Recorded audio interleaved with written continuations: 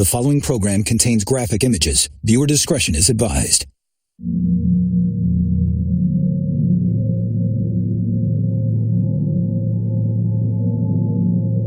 Okay, so it's Friday, and we're out fishing in Howe Bay, and we're going to get big fish. I'm going to go find them all. Where are you guys? I'm going. I kind of feel like I've had a bottle of champagne. There we go. Oh, that's beautiful. It's incredible. Okay.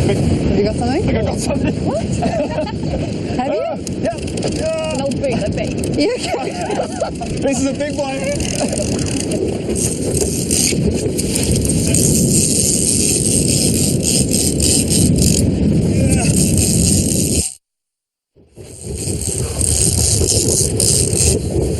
Oh, fish.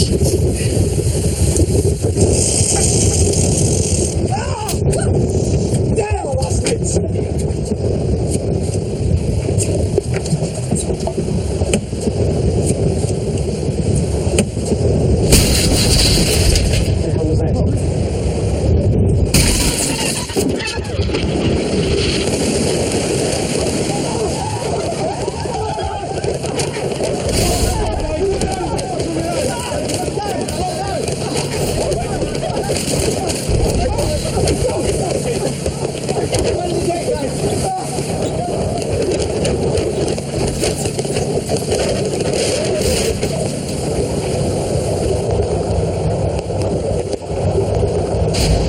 Deep-sea fishing on a charter vessel turned into terror on the high seas off the coast of Cape Town. Our feeling at this time is that a whale breached and inadvertently took the boat down. The operator put the vessel into close proximity of mating whales.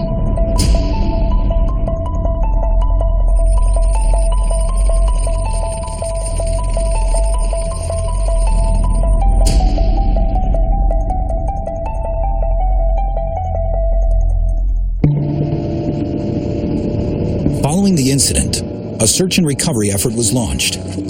Initially, it was believed that the only creature large enough to down the fishing vessel would be a whale breaching over the top of the boat. But the wreckage suggested otherwise.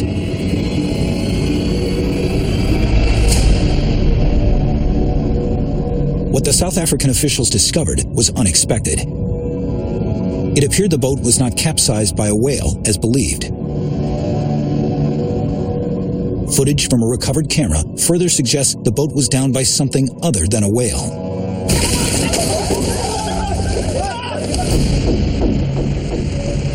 Now, South African officials have brought in an expert to determine what could have killed the people on that boat. This is a big one. I'm a marine biologist with a focus on sharks. I often get called in when strange events have happened in the ocean, even when that event's very hard to describe. The long story short of it is, I'm usually the first guy to get called when something strange is happening out in the seas. The impact of the vessel is massive. It's much more substantial than I thought it would be, which is why they called me in as quickly as they did. You see, whales, in the rare instances they have collided with boats, end up breaching on top of the boat. But after looking at the search and recovery footage, it's clear the vessel was rammed from underneath. So this wasn't a whale? No, absolutely not. Working with the audio from the camera recovered in the wreckage, you can hear the panic in their voices. It sounds to me like whatever did attack their boat did so intentionally, which is further evidence this was no whale. And when the audio is cleaned up, what you hear is chilling.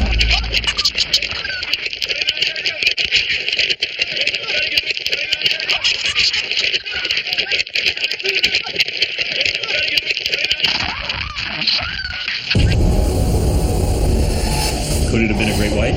Not your typical great white, no. Then what is it? I think that whatever did this is a very large predator, maybe even larger than anything we've ever seen in our lifetime before. Over a one-month period in April of 2013, Discovery Channel cameras had exclusive access to Colin Drake and his team. What starts as an investigation, We're desperately searching any and all incidents around the world, becomes Drake's hunt for a monster. Then this is the biggest predator in the ocean. and we're going to go get it. Setting the world's largest trap This is going to be the biggest chump slick ever made. for the ocean's largest predator. That thing has been right below us the whole time. Get over here! Move! Events captured on tape are being shown on television The hell is Mike? for the first time. Can you guys hear me down there? Can you guys hear me?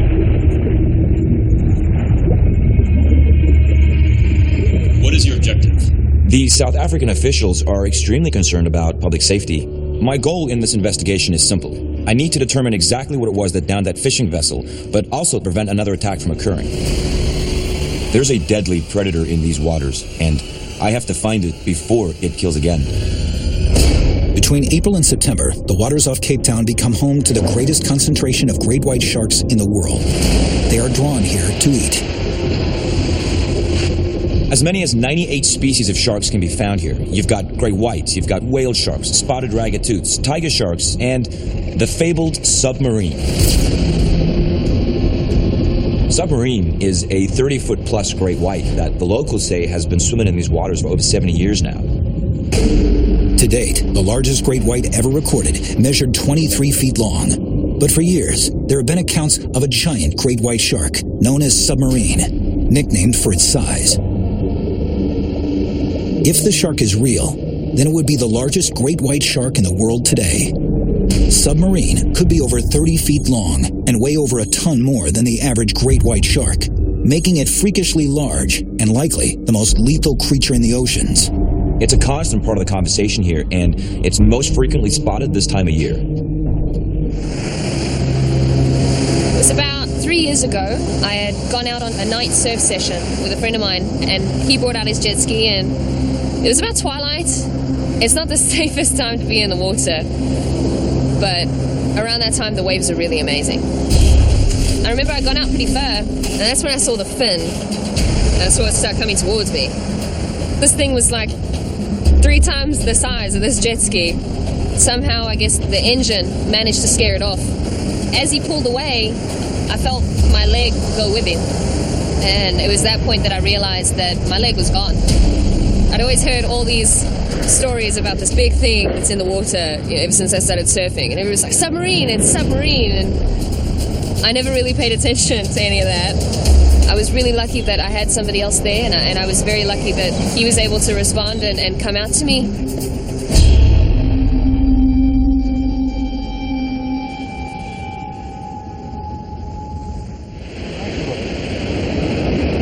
It was the spring of 2007, and we were out in False Bay fishing for yellowfin tuna in a 32-foot boat. We'd been yellowfin around all day. Suddenly the fish just sounded, disappeared. So we did what we always do. Put a chum in the water, munch sardine and a bit of blood, bring them back up on the boat. The biggest white shark I've ever seen in my life appeared next to the boat. Matched us in size easily. You know, I'd heard these stories about a huge white shark they call a submarine in False Bay. Quite honestly, I never believed them. Bloody shark followed us, right behind the boat. We didn't know what the hell she wanted to do, so we just increased speed and got the hell out of there. Has submarine returned to these waters? And is it responsible for the boat attack? That's what Drake's here to find out. I've been going out to sea virtually all my life, and from time to time we see this huge big shark. It's been sighted by many different people, swimmers in the water, surfers, spotters on the shore, and myself. I'm going to take you guys out, and hopefully we can find him. Brian McFarlane is a veteran of Shark Alley. He's a respected shark conservationist, and he's run the most successful shark cage diving business in Cape Town for well over 20 years now. This makes him an invaluable resource. The majority of submarine sightings have been within highly populated areas along the coast. This includes Hout Bay, where the fishing boat went down. Some of South Africa's largest sharks can be found here. Knowing how crucial it is to have eyes in the water, Drake has devised a plan to capture evidence that submarine has returned to the area. It's an IP-based integration system, and it allows us to, with live footage feed, monitor the bottom of the ocean. So when you take us out now to Submarine's Haunt, we're going to lower the camera down, put it on the floor, and 24/7 be able to follow his movements and kind of track and see what he's up to. It's fantastic. Yeah. Very clever technology, and we've got full control over it here. So pan, tilt, zoom, and 24/7. So yeah. Accompanying us on the trip out to the submarine area is Mike Bonna. This guy's a real McCoy. He knows sharks. How far are we? Mike, are we ready to go? Can we load up? Let's load it up. Mike has spent his entire career filming and tagging all types of sharks all over the world. So he's an expert in underwater photography, and he's not afraid to put himself in dangerous situations. I've added him to the team to help us capture footage or any evidence of the creature that's hunting in these waters. Drake and his team need to find out if submarine is in these waters and study it to see if it's capable of inflicting this much damage. Diving in Shark Alley is highly dangerous. Assuming the submarine is real, any great white that gets to this size is going to be a wily beast. There's a number of behavioural traits that we have to really watch out for if we do get close. If the shark is in an aggressive mode, its pectoral fins will drop down. We'll see other things like tail slapping. The dropped pec fins is really the one we have to be careful of and watch for. Here we are on the hot spot, guys. This is where I've seen the most sightings of all the sharks in this area over the years I've been working with them. We're right next to a seal colony. The seals coming and going here, they get eaten by the shark. Okay, you're going to go in the water, you're going to be a seal. So don't spend any time on the surface. Look around, go straight to the bottom. Okay, so when we do get it on the bottom, we'll lower it down, we'll untie it straight away. When the ropes come up, you guys can make sure you're looking out while we position it. Yeah. All right, let's get a gear on. All right, buddy.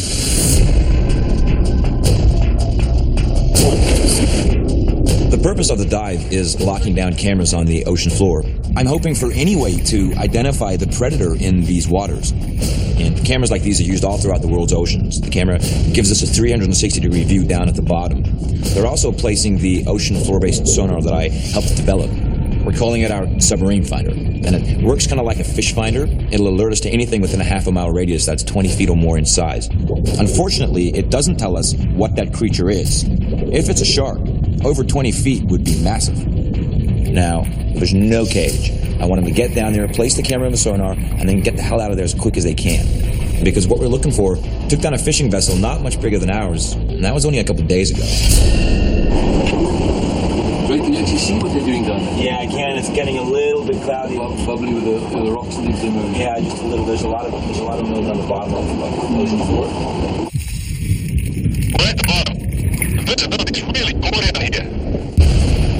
Given the high risk factor of diving with no cage in this area in the presence of seals, the primary food source of the great white, Drake keeps a close eye on the sonar, which will alert him to any large sea life that might enter the area. Meanwhile, Mike's given himself a 10-minute window to get down there, attach this camera, and get out. Mike, how you doing down there, man? You see anything? Everything all right? Yeah, we're getting a little tangled up in the ropes down here, though. Copy that. Just keep alert. Stay sharp. Mike and his dive partner have hit a snag. The underwater camera's cables have become entangled, resulting in them staying below longer than intended.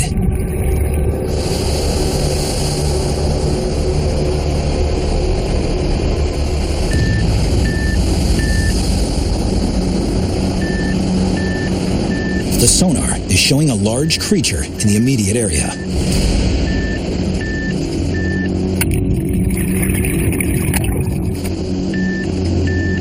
Something's not right.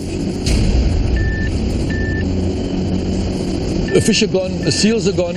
All of the other sea life, including the seals, seem to have suddenly left the area. Mike, I got a lot of murk, but I got a big shape that kind of just moved quite quickly past camera. Can you see anything?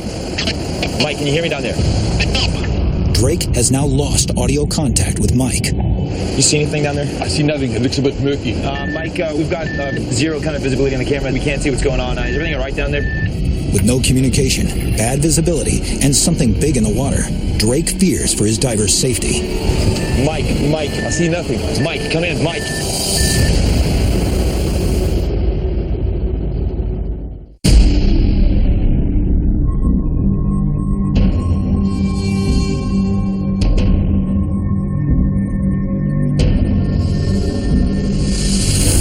Just 8 days ago, a charter fishing boat was destroyed off the coast of South Africa. What the hell was that? There were no survivors. Now marine biologist Colin Drake and a team of shark experts are in the process of planting an underwater camera and sonar in hopes of capturing footage of the unknown predator that attacked the fishing boat. You see anything down there? I see nothing. It looks a bit murky. Mike, come in, Mike. Something's not right. Drake lost visual contact and all audio communication with Mike. Mike, can you hear me down there? Mike, come in. Mike. The hell's he not answering me?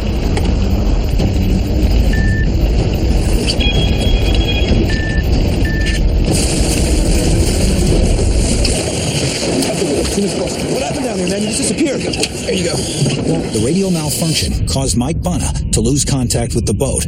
However, the sonar was working properly, which means Mike and his scuba partner were not alone in the water. You all right? Yeah, I'm good. I'm You good. all right? Okay. All right, how'd you come? You see anything down there? First of all, the seals just disappeared. Yeah. And then there was a moment there, I turned to you and I thought I saw something go past you. And then something definitely went past.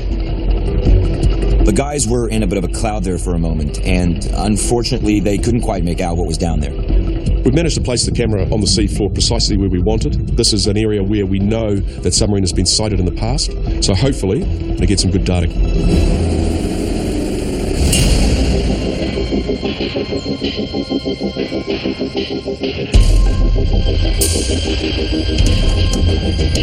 The underwater camera has been recording for 12 hours. While Drake and his team have monitored a large number of great white sharks, there has been no additional sighting of a shark topping 30 feet.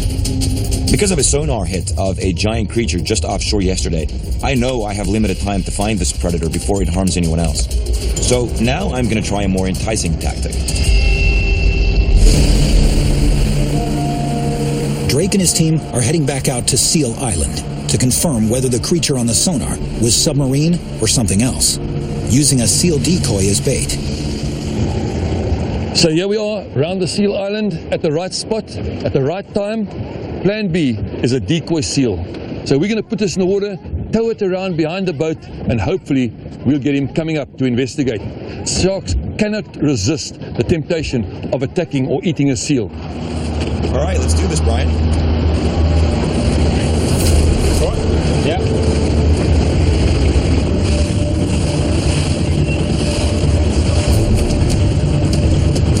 The team has to be patient because sharks don't eat at a particular time of day. Captain, will you please turn about 90 degrees to the port side? That's where the hot spot is.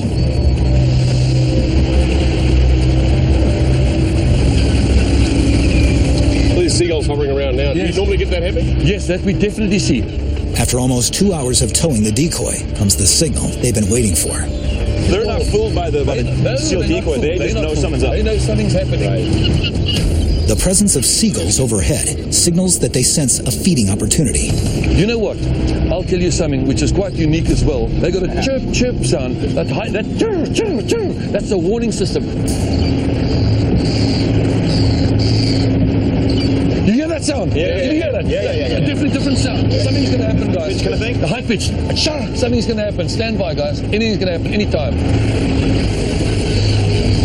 Working in unison together. Right. They definitely are anticipating something is going to happen anytime. Oh! Did you see it? This is 3 meters, about 3 meters. 4 easy. 4 easy, right? Solid animal. 4.5. I'm going to go with him on the big one. Beautiful. I'm with you, Brian. The shark that took the seal decoy was a great white. But whatever that massive shape was on the sonar, the team wasn't able to draw it up with the seal as bait. And maybe that's because submarine is nowhere to be found.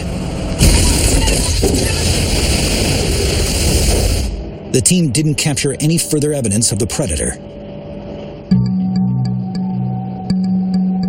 But the following morning, someone else did. A witness saw something she couldn't believe, and it's about to change the entire investigation. So what is it you saw out there? When I first saw it, I thought it was just a whale surfacing, but, we see that all the time. It's not unusual. But then there was a commotion in the water, and it was as if the whale was being attacked or something. It was thrashing around a lot. I thought maybe it was orcas attacking it. I grabbed my camera and I took a picture of it. But then it stopped moving and it disappeared under the water. I radioed the beach and they sounded the alarm and everyone got out of the water. When we were sure that whatever it was gone, then we gave the all clear. And when I looked at the picture, I couldn't believe it because orcas don't have fins shaped like this. Theirs are very distinctly different. And I've seen great whites in this water. I mean, they've never had a dorsal fin this big from this far away. I've never seen anything like it. I'm estimating that dorsal fin to be 5 to 6 feet above the surface. The frothy disturbance in the water shows that the predator is attacking the whale, which appears to be 40 to 50 feet from the predator's dorsal fin. The size of that fin tells us what's underneath is bigger than anything we've considered. Now I know we're not looking for submarine. We're looking for something much bigger because it took down that boat. Drake confirms this with an eerily similar historic photo. A U-boat crew from 70 plus years ago may very well have had a run-in with the exact shark that we're looking for right now.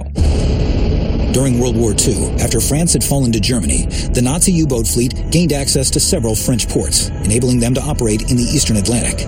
Of particular interest to them was the Cape route.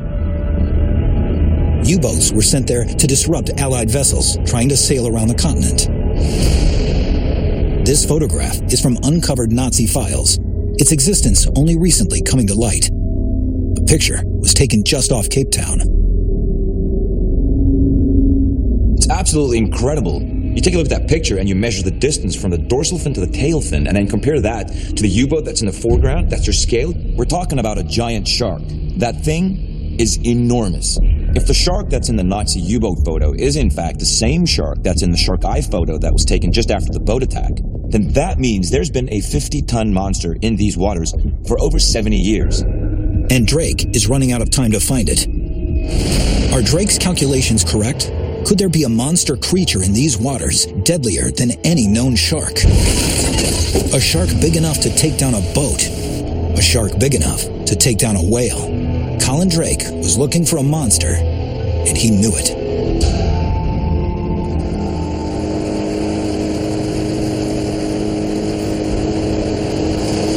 It's gone quiet around here, and I'm wondering if we maybe haven't missed a window here. Sharks are migratory, so it's entirely possible that whatever attacked the boat and the whale has migrated. And we're desperately searching any and all incidents and sightings around the world that might be in any way similar to what's been happening here in South Africa. Has any other fishing boat gone down? Has any other whale suffered a brutal attack? And that's when we came across some footage that was shot in Hawaii. Now, it wasn't recently, it was about 4 years ago, but it definitely caught our attention. The video was shot by a father and a son who had come across a whale that had suffered a brutal attack. What is that? Hey, look at that. What is that? Now, the original footage was kind of hard to make out, but after studying it and the amateur photos taken from the beach, you can clearly see a bite radius in the whale, and the bite radius is striking. From the vantage point of the kid's camera, the whale looks to be almost bitten in half. It's absolutely insane. Local marine biologists analyzed the whale and determined, as crazy as it sounds, that the tail was bitten off in one bite. Now, this is significant because the biting off of a tail is a specific trait of only a few underwater predators, the mako shark being one of them. But there's only one underwater predator that would be able to bite the tail off of a whale this size, like has been done here. Megalodon, the serial killer of the seas, was a vicious 100-foot, 80-ton shark that first hunted our oceans around 17 million years ago, eating anything and everything in its path with extreme prejudice. Sporting 6 rows of 46 teeth, Megalodon's mouth is one of nature's most deadly creations. This is a fossilized tooth from a great white shark. Compare that with this tooth of Megalodon. Imagine the pain Megalodon's jaws inflicted on its prey. In less than a second, the feeling of 276 serrated teeth, each 7 inches in length, would pierce its flesh with over 35,000 pounds of force, enough to crush a whale's skull. Before its prey knew it was being attacked, it was dead. Today, the consensus amongst the scientific community is that Megalodon is no longer alive, that it went extinct over 2 million years ago. However, detailed accounts of sightings suggest otherwise. Polynesian fishermen have long spoken of a man-eating 100-foot shark they refer to as the Lord of the Deep. While off the coast of Indonesia, locals believe a family of 75-foot sharks rule the sea. And in Mexico, reports of a 60-foot shark they call El Diablo Negro, the Black Demon, reportedly have attacked fishing vessels there. These sightings around the world lend support to the idea of Megalodon hunting in our oceans today. However, despite the large volume of reported sightings, the scientific community continues to disavow megalodon's existence. Despite the evidence, it's an opinion shared by Mike Bana. It has become a bone of contention among the team.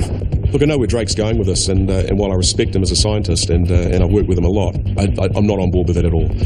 I think what we're looking at here is a number of bites that look like a single bite, and that's resulted in the tail of the whale coming off. I'm still definitely thinking great white here. There's only one underwater predator that has ever existed that this could possibly be. I'm thinking it's megalodon, and this thing is a monster.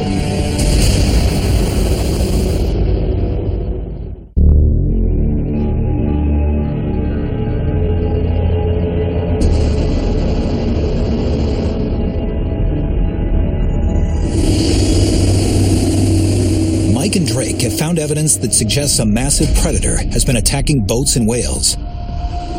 Drake believes megalodon, a prehistoric shark that may have reached 100 feet in length and weighed more than 80 tons, is to blame. Is the bite damage to the whale filmed in Hawaii the work of a predator that's supposed to have died out 2 million years ago? Or was it something else? When megalodon attacked a whale, it certainly could attack the tail. And the advantage of that is that not only does it remove the tail so the prey can't get away, but there's a large artery there where they would bleed out very quickly. If megalodon is alive today, this massive predator would have to feed on something big enough to satisfy it. Its monstrous size, up to 100 feet and 80 tons, was as big as a jumbo jet. But clearly megalodon was feeding on whales that were essentially modern-sized whales. This voracious beast ate 2,500 pounds of food a day. That's the equivalent of eating a full-sized minivan, and it did so more efficiently than any predator in history. It's believed that megalodon attacked whales in the same way modern-day great whites attack seals today, but with a far more gruesome aftermath. Megalodon would shoot up from the deep with the brute force of a freight train, incapacitating its prey with one hit and then going in for the kill with another. Being attacked by a megalodon would be like a railroad car with a mouthful of butcher knives bearing down on you. If megalodon is in fact alive today, Drake and his team are up against a dangerous ocean monster. When it comes to the question as to how ruthless megalodon was, let's just say that it probably showed no compassion. Right? These are animals that are bent on killing because that's how they survive. They're just out to kill and consume. That's what they did, and they seemingly did it very well. Megalodon's brutality was only one of its unsuspecting victims' problems. Millions of years of evolution allowed it to adapt into the perfect hunting machine. Blending with its environment, its skin was darker colored on the top and lighter on the bottom. If you were above Megalodon looking down, the giant shark would have blended in with the darkness beneath him, making it impossible to see. If you were looking up, Megalodon would blend into the sky. It is perhaps Mother Nature's most dangerous camouflage. A whale wouldn't know what hit it. Would a boat's crew? It wouldn't be inconceivable that they could mistake a boat for a whale and attack it from below, attempt to ambush a boat and take a bite out of it. But I think it would soon realize that this was not something that it could consume, and so it would probably abandon that, unless there were people that were falling overboard, in which case it's probably not going to pass up the opportunity to sort of get free food. The boat probably wouldn't survive, and the impact would be so severe, many of the passengers probably wouldn't survive as well. Even if the megalodon didn't eat them, the force of the impact may have been fatal to the passengers on the boat.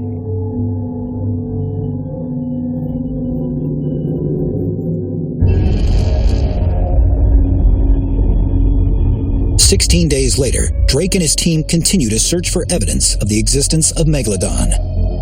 We've got our underwater camera and underwater listening post down now and feeding back 24/7. Now this is just one camera and one listening post in an entire global network. It's really cool because in addition to the private underwater cameras like the ones that we're using, there are hundreds of underwater cameras that governments have placed all along the sea floor. On top of that, you've got cameras all over the place that scientists like myself have placed down there on various expeditions and outings. And these cameras all are available for ordinary citizens to watch live feeds of what's going on in the depths of the ocean. Now these cameras are deployed at places like oil rigs, at other scientific sites. There's a tremendous amount of information there that we've got to troll through. In the process, we've come across a key piece of evidence from a pretty unlikely source. We were psyched to find out about what a kid in Chile saw 3 years ago on an underwater camera feed that he was busy monitoring. He witnessed something pretty extraordinary, and what he saw is kicking everything that we're doing in South Africa into high gear.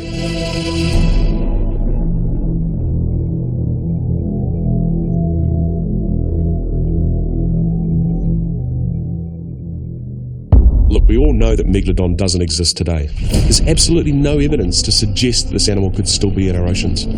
Press play. Okay, pause there. All right, zoom in. Once more. To the right. I know it's kind of blurry, but look at that. Look at that. That's a fin. As you can imagine, we were eager to determine the size of this thing. We were able to synchronize frames of video, which is a principle originally developed for aerial photography. We could then determine the lengths of the different body parts that we could see, and then off of that, we could get a solid estimate as to the total size of this animal. And our calculations put this creature at over 62 feet.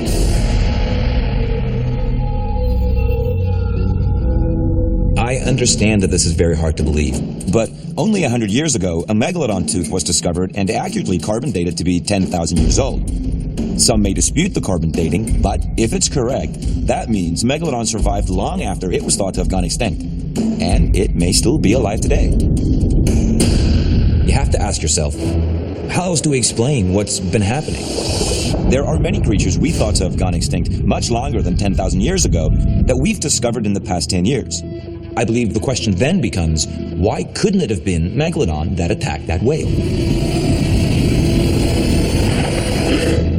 The depths of the world's oceans have provided cover for unknown creatures, as well as creatures who were previously thought to have gone extinct. In the summer of 2012, for the first time, Discovery Channel crews filmed an animal that up until that moment had only been known to us by dead specimens, the giant squid.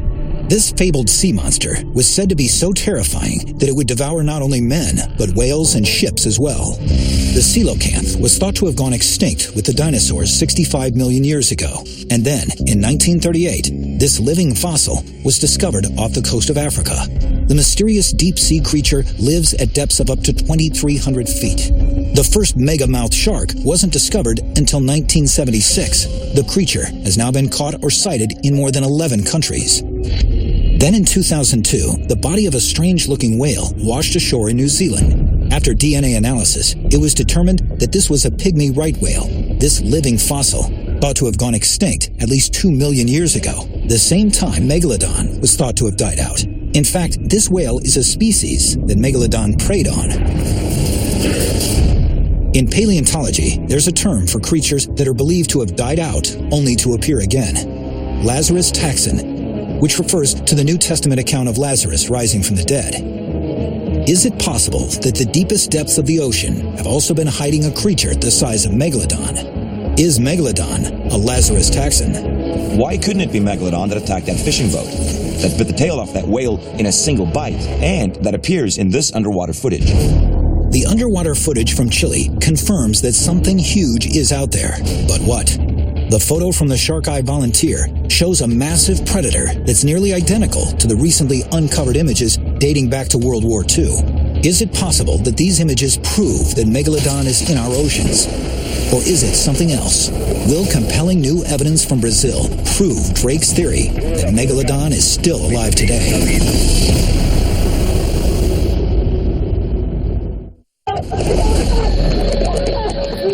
Days after the mysterious attack and sinking of a fishing boat off the coast of South Africa, renowned marine biologist Colin Drake and his team of ocean specialists have launched a global investigation into the incident with the hope of preventing other similar tragedies.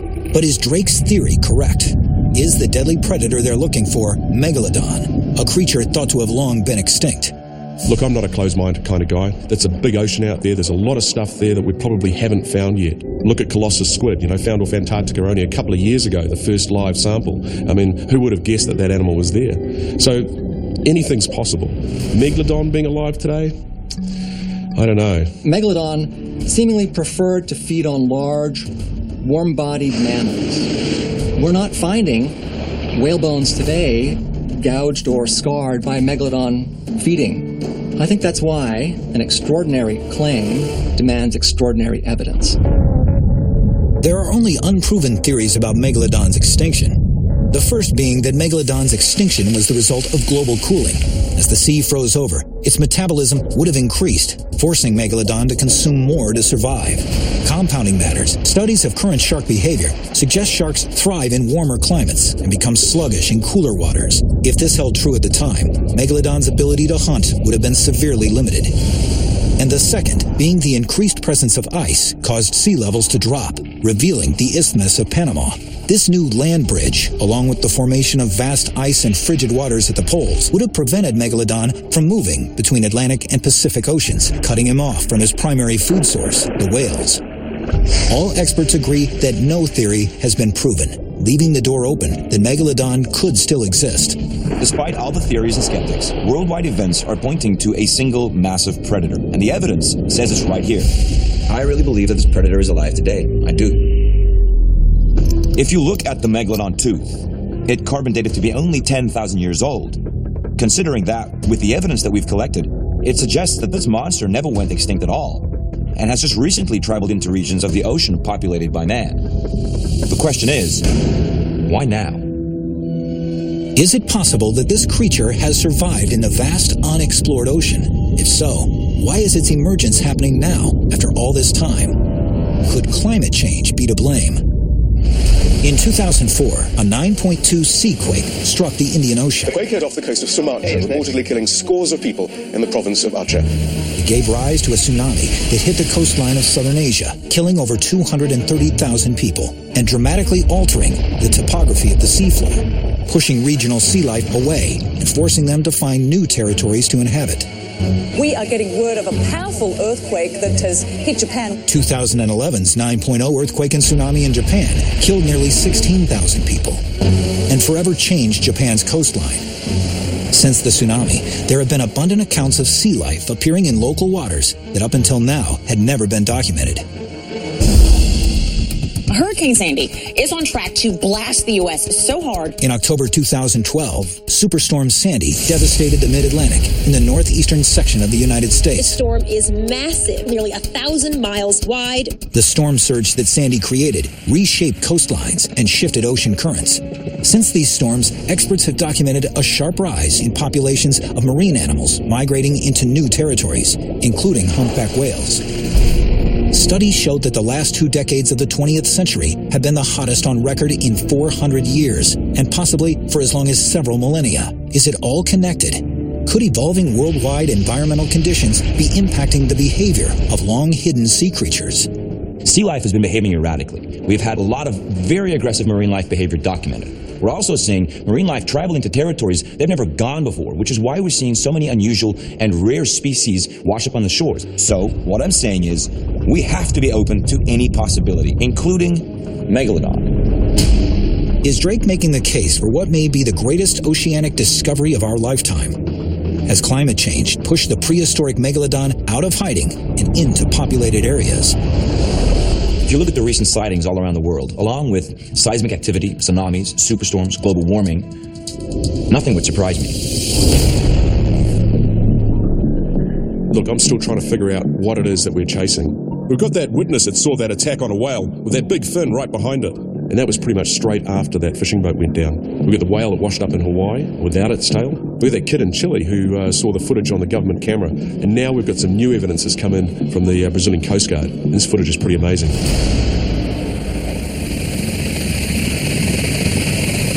Pula o cabo. Aí tá vindo. Havia muito vento, mar agitado, o tempo piorando. It was windy, choppy seas, and the weather was getting worse. We were focused on getting him up and on the chopper safely so we could get out of there before the wind shifted. It was not an easy rescue. I was having a difficult time holding the chopper in place. We were able to grab him and we were pulling him up. He was about 20 feet out of the water when I saw that there was a huge shadow down there, something immense in the water. That was not a whale, and it was well over 60 feet long. I'll tell you, I thought that guy was lucky before. Now I know he's a whole other kind of lucky. Outro tipo de sorte.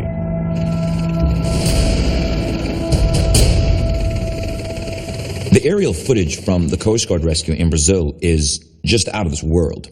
And it got me wondering if there was a pattern to these sightings. With historic migration changing and populations of whales in places they shouldn't be, the team maps out the 5 incidents that have taken place all over the world over the past 4 years and realize they have striking similarities. Drake theorizes that the location of each incident and the whale migration patterns are connected. Can you merge the two? Can you lay my power? The team's analysis of the maps and map overlays show them that whales have been in each location at each event. Now, every time that we've examined an incident, There's two constants in all of these. The first constant is the size of the predator involved. Up until now, video and photograph has only managed to capture parts of the size of this creature, but you don't have to be a scientist to realize that the sum of all of these parts is unlike any other. And the second constant is that every single time that there was an event, humpback whales were in the area. Every single time. And humpback whales are the primary food source of megalodon. The number of events that we're discovering are really starting to add up. We've got all this evidence coming in from cameras and from different sightings around the world. And I've got to tell you, it's pretty damn exciting. This is a game changer for us. This is the game changer for us. The humpback whales are right here in South Africa right now. They were here when the fishing boat was attacked. They were here when one of them was attacked, and they're still here right now, along with whatever's been following them. The predator has been right below us the whole time. Drake and the team are convinced that megalodon is still in the waters of South Africa, and they're prepared to set the world's largest trap for the ocean's biggest predator. Will they become the prey?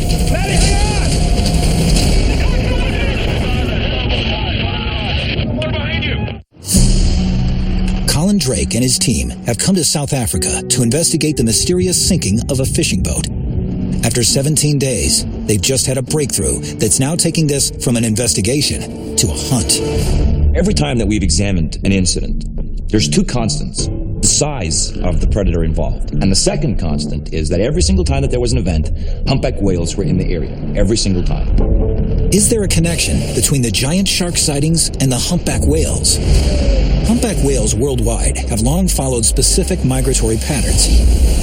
The mammoth mammals head to cold waters for feeding and to warm waters to give birth. These grueling annual treks are seasonal and cover thousands of miles.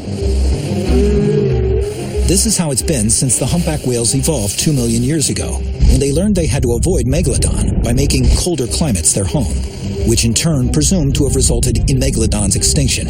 But now with temperatures in the world's ocean in flux, salinity levels rising, and food supplies dwindling, humpbacks have been challenged to change where and when they migrate, including around the Isthmus of Panama.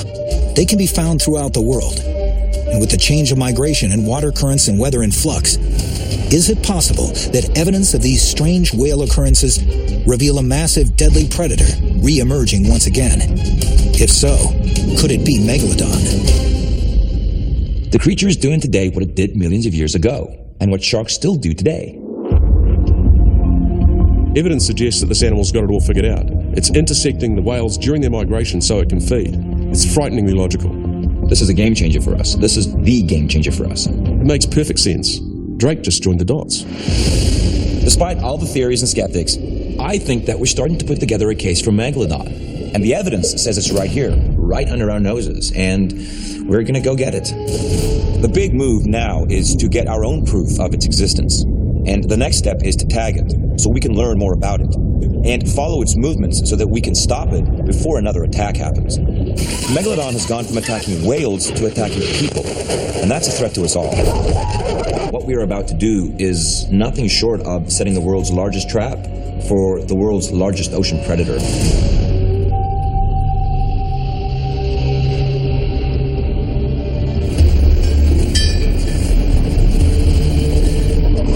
Drake has invited marine biologist Madeleine Jobert to join his team.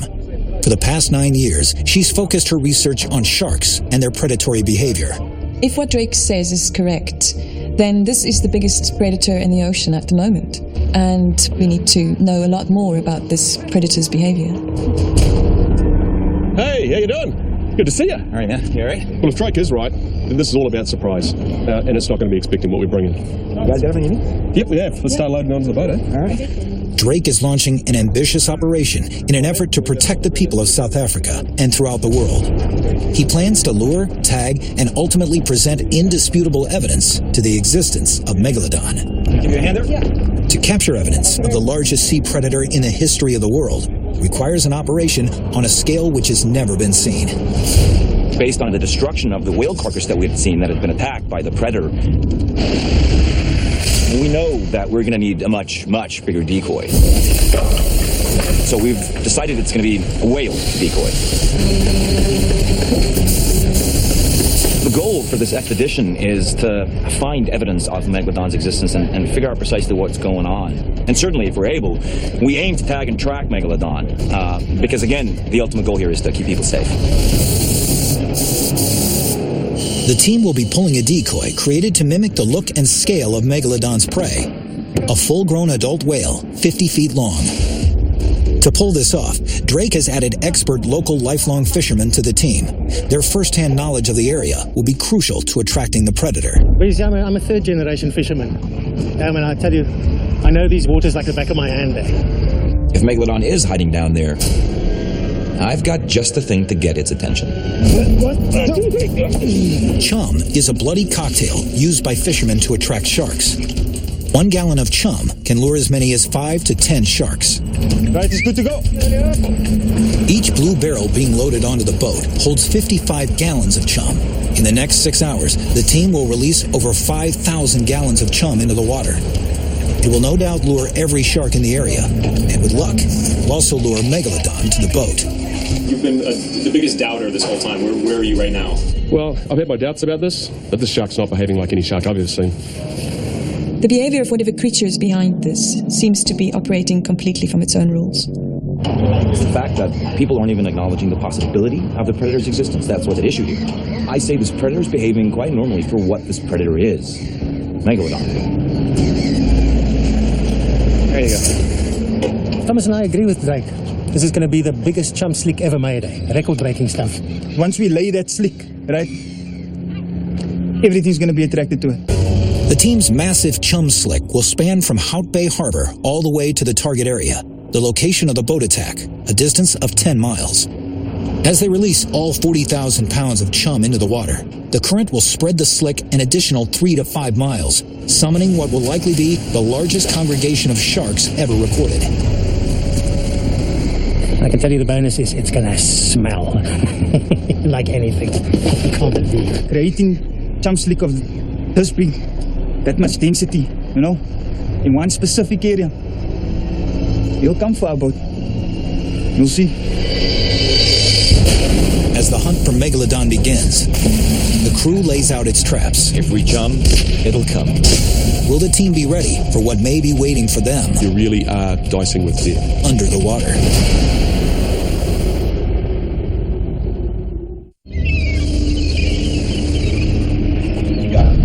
Determined to prove megalodon is still alive today, Colin Drake and his team have placed an underwater camera just off the coast of South Africa. So far, nothing remotely the size of the nearly 100-foot-long megalodon has been detected. Now, in a last-ditch effort, Drake has decided to go after megalodon rather than wait for it to come to him. He plans to lay thousands of gallons of chum into the water in an effort to lure the massive beast. Think we got enough? But that's not all. He has also commissioned a full-scale whale decoy to make it irresistible. Will Drake's efforts to lure this massive beast to the surface be successful?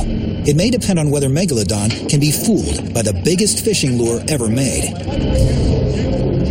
Drake and his team came to me to build a decoy, and then explained what he was after. Something possibly prehistoric, something colossal, and you can imagine we were amped. We just wanted to get on board. We needed to know more about the creature. He told us that they prey on humpback whales, so it made good sense to build a whale decoy. And as you can see, it was an enormous challenge.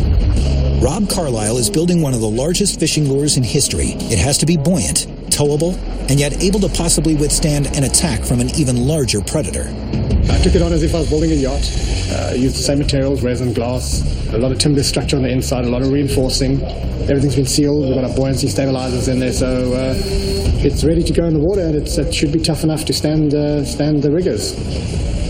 Could it stand an attack? Whether it'll survive an attack, I'm not sure. I mean, you know, no one really knows what's going to happen. Yeah, Rob and his team just knocked it out of the park. The whale decoy they made us is amazing. Look at that. Oh my God, it's beautiful. It's going to do the trick. Let's have a look. It's approximately 40 feet long and about 10 feet wide and weighs in at a ton dry. Let me introduce you. This is Mike. Nice to meet you. Hi, this is my crew. The genius who made this thing. Wow. Look at the size of it, huh? It takes on 4 times that amount of weight once it's in the water. So again, that's 40 feet long and about 4 tons of weight in the water. what we're going after, it's big enough to bite that thing in half. Well, this is great. Rob, it looks incredible. I think we're all excited to go. We're all loaded up, so should we get in the water? That's game day. A remarkable amount of prep has been done in a very short period of time. I'm confident in this team.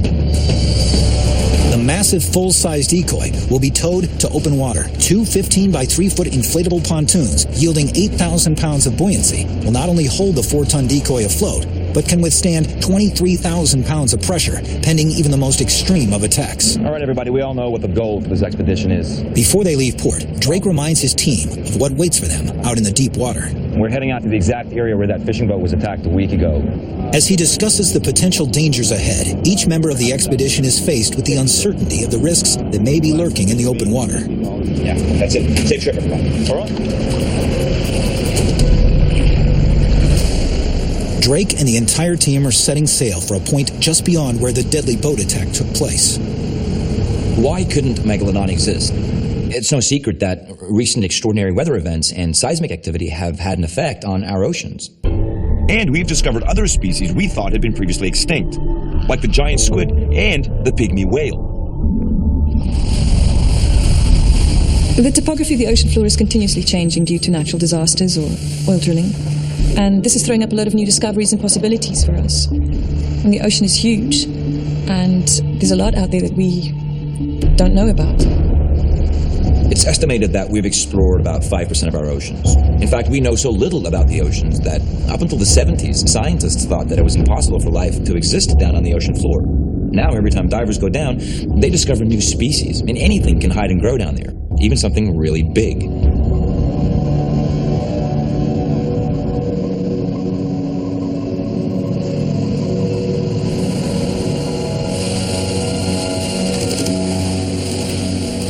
We're getting close to our target area. It's time for Mike and Madeline to get in the water.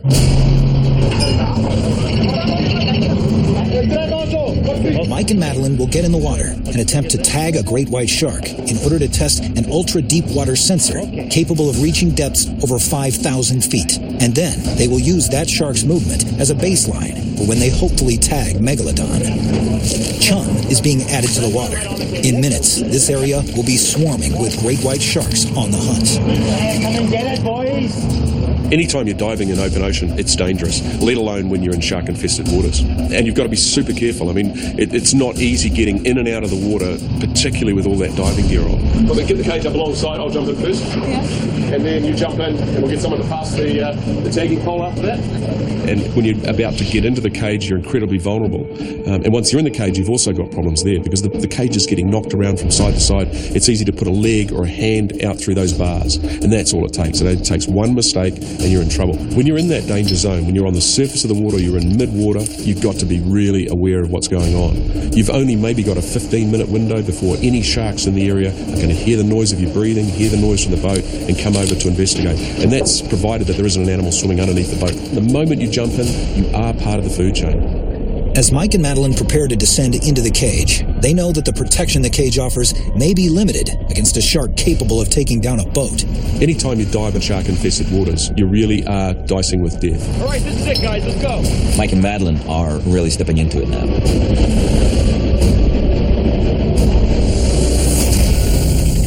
Mike and Madeline will now come face to face with one of Earth's fiercest predators in an effort to tag and track a great white shark, but is something far more dangerous lurking below.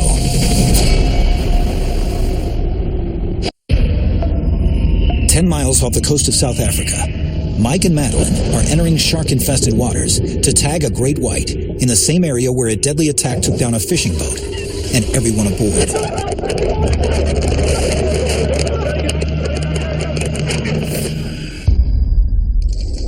This tag will be the baseline test in an effort to track the massive 70-foot predator, megalodon, that marine biologist Colin Drake believes is responsible for the attack.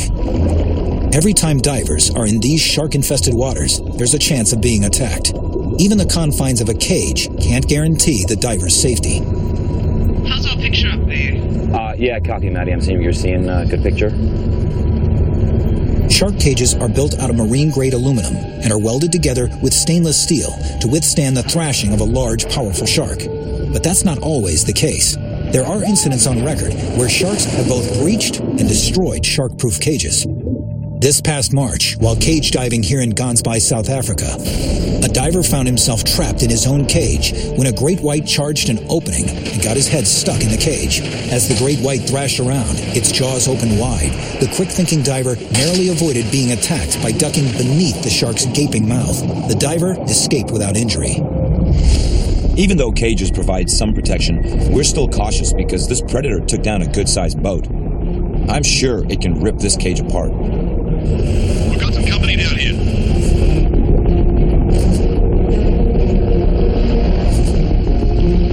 They're down there with 4 to 5 whites. This is exactly what we want. Now all they need to do is tag one for us. We're ready. She's just waiting for a good shot. Okay. There are a few different ways to tag a shark, depending on what kind of information you want to obtain from the shark, how quickly you want to be able to access that information, and for how long a period of time you want to monitor the shark.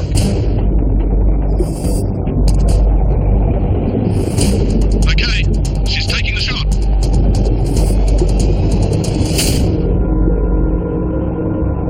Madeline has successfully planted the tag onto the fin of the great white. The signal generally takes 3 to 10 minutes to activate. All that's left to do is get Mike and Madeline out of the water and see if they have a signal.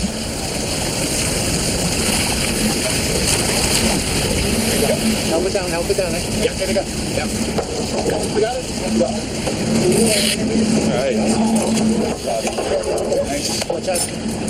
So you got it? We got our baseline? We have. All right, awesome. I'm going to go check upstairs on the monitor, see if we're tracking it. Okay. All right, I'll see you, but grab a hot shower.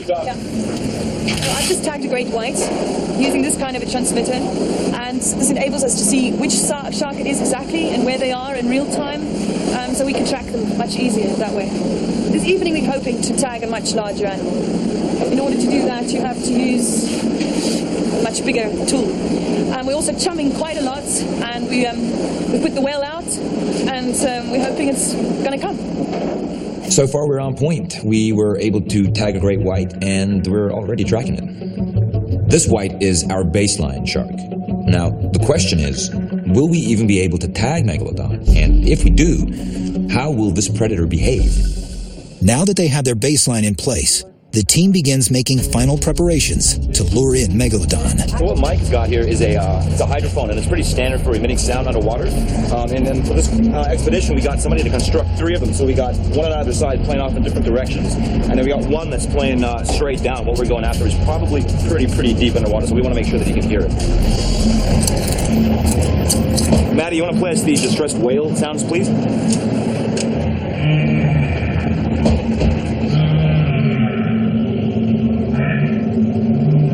The team is now ready to start attracting the sharks, and hopefully, megalodon. The distressed whale sounds will help ring the dinner bell for megalodon. It lets it know that there's an injured and stricken whale in the area. The whale sounds are one signal they use to try and draw megalodon in. In order to achieve the extensive chum slick the team needs, they've devised homemade cannons to shoot the chum out into the water, spreading more volume over greater distance than any other existing method of chumming. They've labeled these chum guns. They work on compressed air and can spread 5,000 gallons in just over an hour, which is way more than a fisherman could spread by hand. This is well over 500 times more chum than usually used to lure sharks. The goal is to create the biggest chum slick ever. I'm just mixing a little bit of extra oxblood in here just to make the chum more handleable to put into the gun's barrel, you know. Basically, I would call this power chumming. The captain moves as fast as that cage and the whale lets us go, so that we have one big solid slick. Power chumming will help the decoy appear to be a real whale bleeding in distress. 2 small passages in the shark's snout can detect even trace amounts of blood in the water miles away and send a signal to its brain that prey is nearby, causing the shark to zero in on its food source and attack. Megalodon would have behaved much the same way. The power chumming will excite and attract bigger sharks, and hopefully Megalodon. I think we're just about all set. All right, everybody ready? Open the air! 3, 2, 1, go! Okay, reload! Awesome! That's going to do the job. That is seriously going to do the job.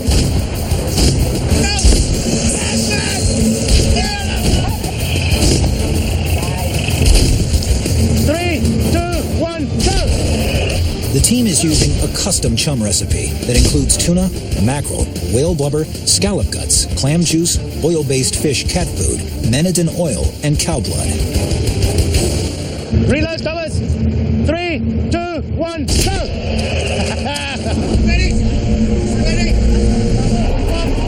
If you chum, it'll come. Go!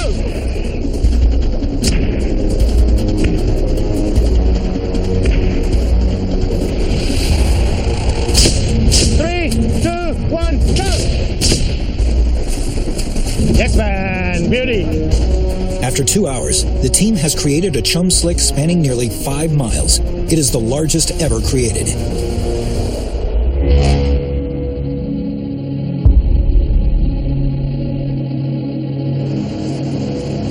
The first round of chumming is complete. Hey guys, here, stand by and get lifted off anchor. Thank you.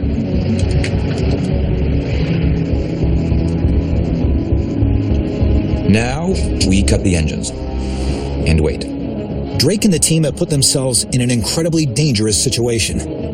The chum, whale decoy, and distress calls will bring more sharks to the boat than they can imagine. But will the one shark they're looking for show up with them? And if he does, will they be ready?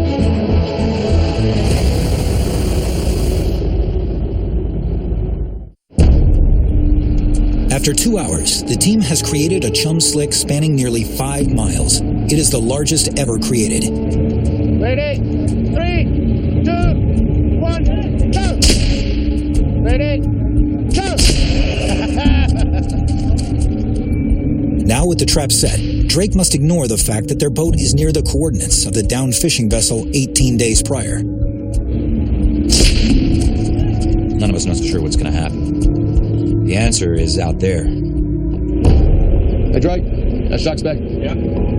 It's 110 degrees, so pretty much off the port stern, about 800 meters out.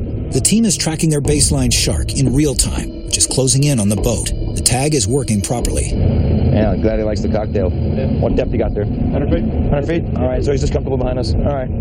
But their baseline shark is not alone. Hell, Mike, come have a look here, buddy.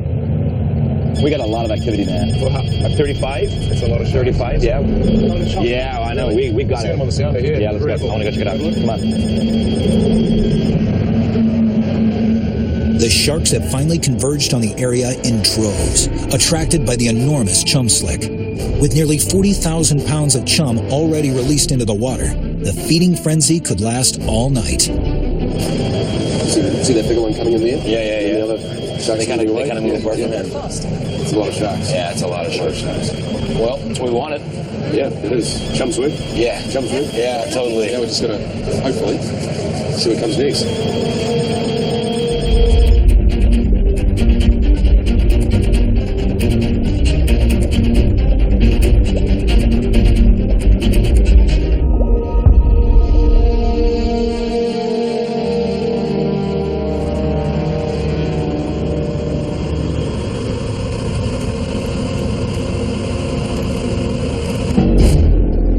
The shark activity is at a frenzy, but the giant predator, the one that could be 10 times the size of any one of these sharks circling our whale, it hasn't arrived yet.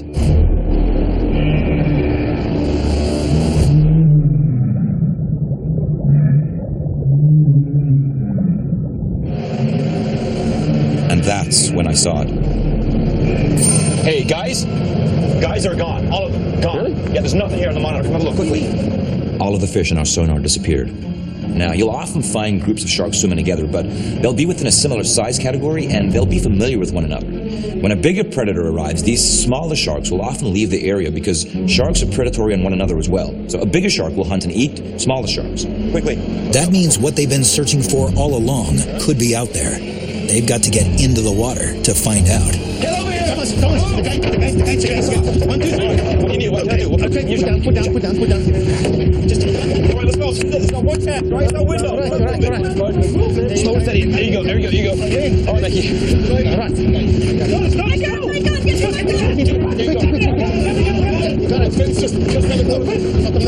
All right, guys, go. Let's get check.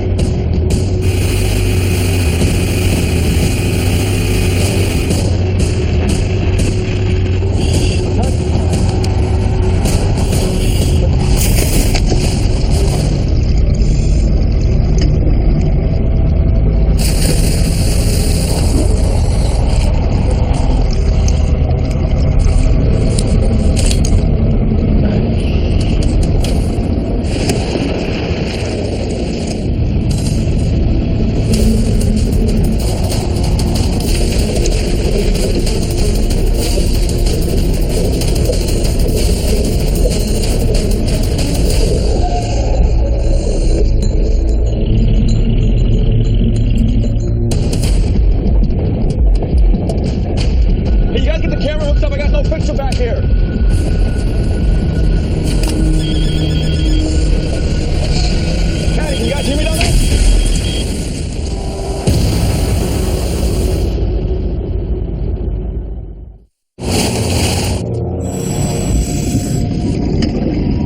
What you are witnessing are the actual events as they unfolded. These images were filmed by Discovery Channel's crew on the night of April 23, 2013. Viewer discretion is advised. Hey, you guys get the camera hooked up? I got no picture back here. The whale hit us from behind, and suddenly it's up against the cage. Something's pushed it right up against the cage.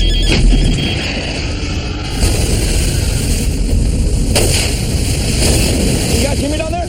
At the same time, I saw a big shadow behind me, and the cage started shaking like crazy, so I aimed the spear gun and shot. Maddie! Mike, come in, can you guys hear me? Couldn't see anything, it was just pitch black. And next thing after that, the cage gets hit, and I mean gets slammed. We are upside down, we are cartwheeling through the water.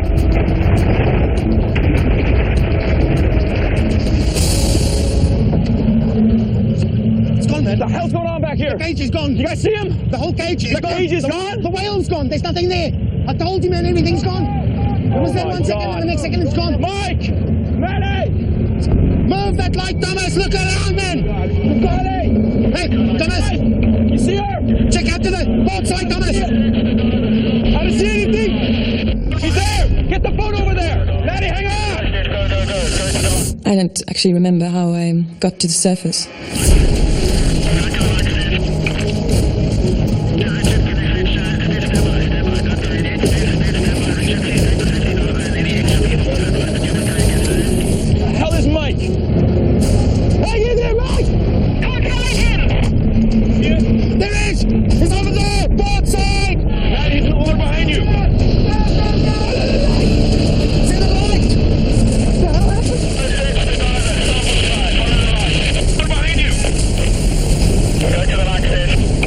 To hear the sound of that Zodiac, the motor coming towards me, and then to see Maddie in there as well. Are you okay?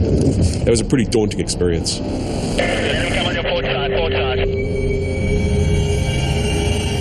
Putting my feet on the dry deck of that boat, I tell you what, big relief, big relief. Let's get back to the boat. Good thing.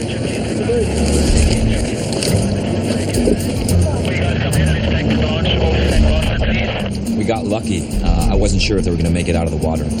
Mike was able to hold on to his camera, but we're not sure if Madeline got off a good shot or not. See what we got. Well, there's Maddie reaching out now, taking the shot. Okay.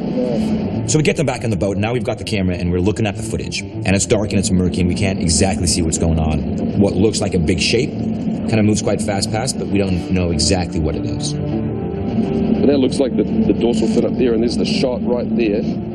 And then the captain shouts out that we've got a signal. It's just blast. Hey, we got a signal! We got a signal! Let's go.